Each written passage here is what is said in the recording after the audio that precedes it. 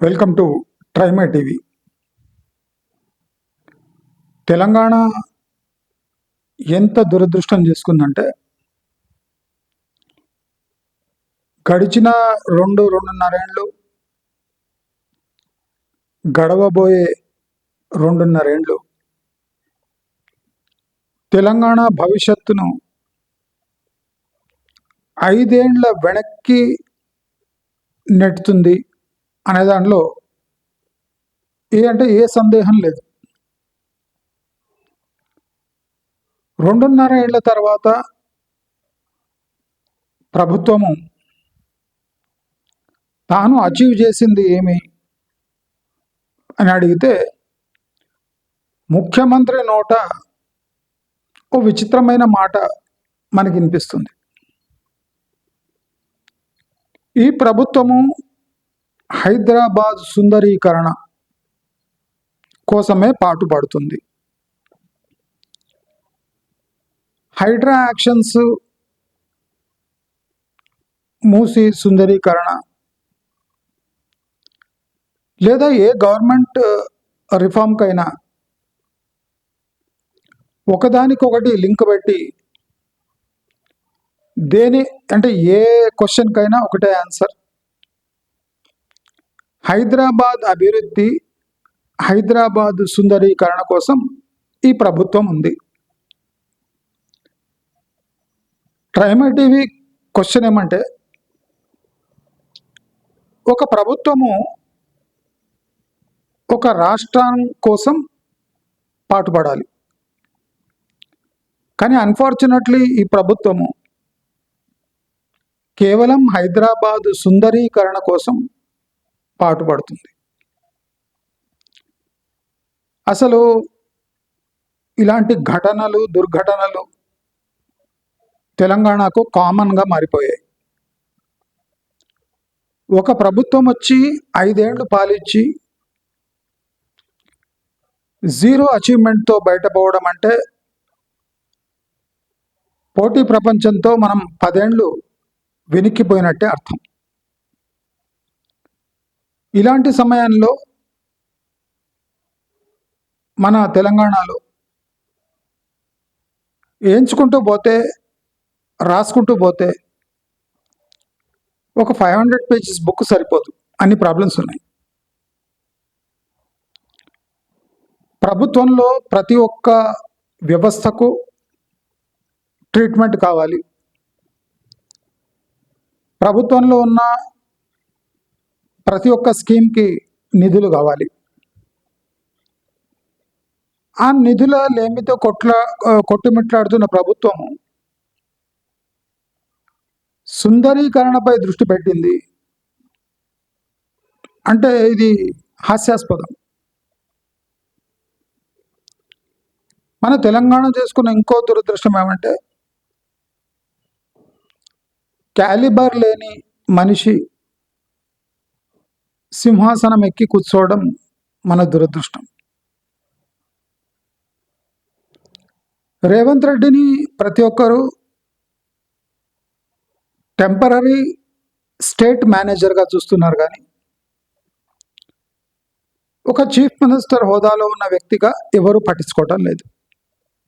మీరు ఏ ఫంక్షన్కి పోయినా చూడండి, ఆయనను ఒక మేనేజర్గా ట్రీట్ చేస్తున్నారు.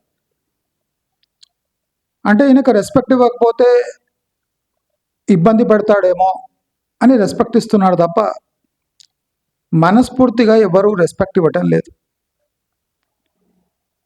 అంటే అది తెలిసిన వ్యక్తి దిద్దుబాటు చర్యలు చేయాలి, కానీ ఆయన ఇంకా అసిస్టెంట్ మేనేజర్గా లేదా జూనియర్ మేనేజర్గా మారే ప్రయత్నం చేస్తున్నాడు.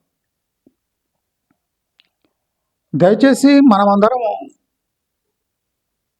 ఇలాంటి పోకడలను నియంత్రించే దాంట్లో మన పాత్ర పోషించాలి.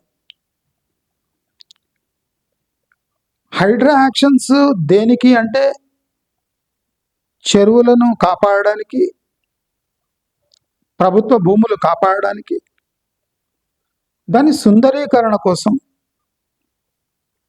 ప్రస్తుతం ఉన్న సమయంలో సుందరీకరణ కన్నా కాపాడుకోవడం ముఖ్యం. నిధులు కాపాడడానికి వెచ్చించాలి కానీ సుందరీకరణ కోసం కాదు. ఎందుకంటే మన స్టేట్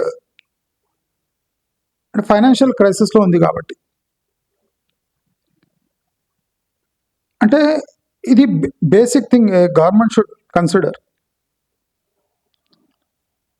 మీరు హైదరాబాద్కే ముఖ్యమంత్రి కాబట్టి అట్లీస్ట్ హైదరాబాదులో బేసిక్ ఎమ్యూనిటీస్ ప్లస్ ఈ ఆర్టీసీలో టికెట్ ధరలు ఇన్ఫ్లేషన్ని పెంచుతున్నాయి, ప్రజలను ఉక్కిరిబిక్కిరి చేస్తున్నాయి.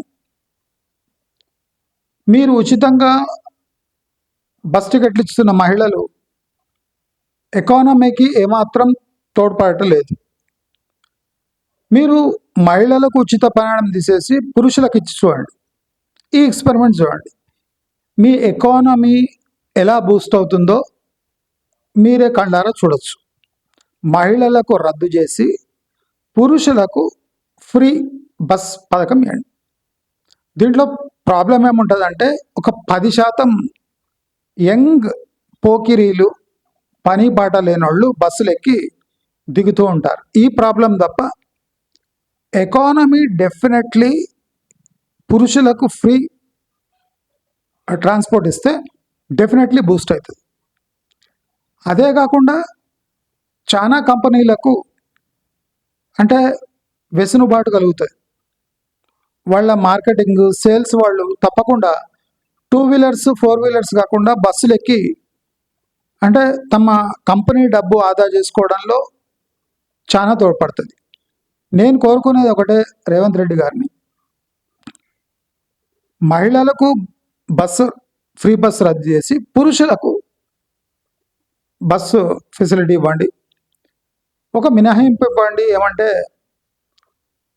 అంటే పేద లేదా ఏజ్ అయిన మహిళలకు అంటే అబౌవ్ 50 మహిళలకు ఉచితం చేయండి, పర్వాలేదు. ముసలి వాళ్లకు, వికలాంగులకు, వీళ్లకు ఉచితం చేస్తే ఎంత ప్రాబ్లం లేదు. కానీ మహిళ పేరుతో ఓట్లు సాధించుకోవడానికి చేస్తున్న ఈ ప్రయత్నం వల్ల టోటల్ ఎకానమీ తీయడం కాకుండా ఒక మంచి కార్పొరేషన్ దివాలా వైపు పోతుంది అనేది గమనించాలి. ఎందుకంటే టీఎస్ఆర్టీసీ దివాలా తీస్తుంది, ఆల్రెడీ మెట్రో దివాలా తీసింది. మీరు ఏ కొత్త ప్రాజెక్టు కూడా ఇప్పుడు నిర్మించి ప్రాఫిటబుల్గా రన్ చేయలేరు. కాబట్టి నేను చెప్తున్న సజెషన్ ఒకసారి ట్రై చేయండి. మీ ఎకానమీలో టోటల్ స్టేట్ ఎకానమీ ఎలా బూస్ట్ అవుతుందో, మీకు కంపెనీల ద్వారా కూడా మద్దతు వస్తుంది. ఎందుకంటే వాళ్ళ ట్రాన్స్పోర్టేషన్ ఖర్చులు తగ్గుతాయి. అంటే వాళ్ళ బేసిక్ ఇన్పుట్ కాస్ట్ తగ్గి, ఇప్పుడు ఫార్మర్స్ కూడా పురుషులు బస్సుల మీద కానీ దేంట్లో అయినా కానీ అంటే వాళ్ళు ఫిజికల్ లేబర్తో పాటు వాళ్ళు ట్రావెల్ చేస్తే ఆ ట్రావెల్ ఖర్చులు తగ్గడం వల్ల టోటల్ ఇన్పుట్ కాస్ట్ తగ్గి ఎకానమీ బూస్ట్ అయ్యే 100% ఛాన్సెస్ ఉన్నాయి. సుందరీకరణ ఇప్పట్లో వాయిదా వేస్తే మంచిది. ల్యాండ్ ప్రొటెక్షన్ మంచి అజెండా, కానీ ప్రతి ఒక్క చర్య స్టేట్ మంచి కోసం అని చెప్పే ప్రయత్నం మానుకోవాలి. ఎందుకంటే క్లియర్లీ తెలుస్తుంది, మీరు కబ్జా నుంచి విడిపించిన భూములు అలాగే పెట్టుకుంటే ప్రాబ్లం లేదు. కానీ కబ్జా నుంచి విడిపించిన భూములు మీ ప్రకారం మీరు అమ్ముకునే ట్రై చేస్తారు. అంటే ఆ కబ్జా నుంచి విడిపించడం ఎందుకు అంటే ప్రభుత్వం అమ్ముకొని ఉచిత పథకాలకు దాన్ని వినియోగించడం అన్నమాట. అంటే కబ్జా నుంచి అది ఫ్రీ ల్యాండ్, ఆ ఫ్రీ నుంచి డబ్బులు తీసుకొని మళ్ళీ ఫ్రీ స్కీమ్స్కి పెట్టడం, ఇది ఎంతవరకు కరెక్ట్ అని రేవంత్ రెడ్డిని ప్రశ్నిస్తూ ఇంకో వీడియోతో, ఒక ఇంట్రెస్టింగ్ వీడియోతో మళ్ళీ కలుద్దాం. అప్పటి వరకు keep watching try my TV.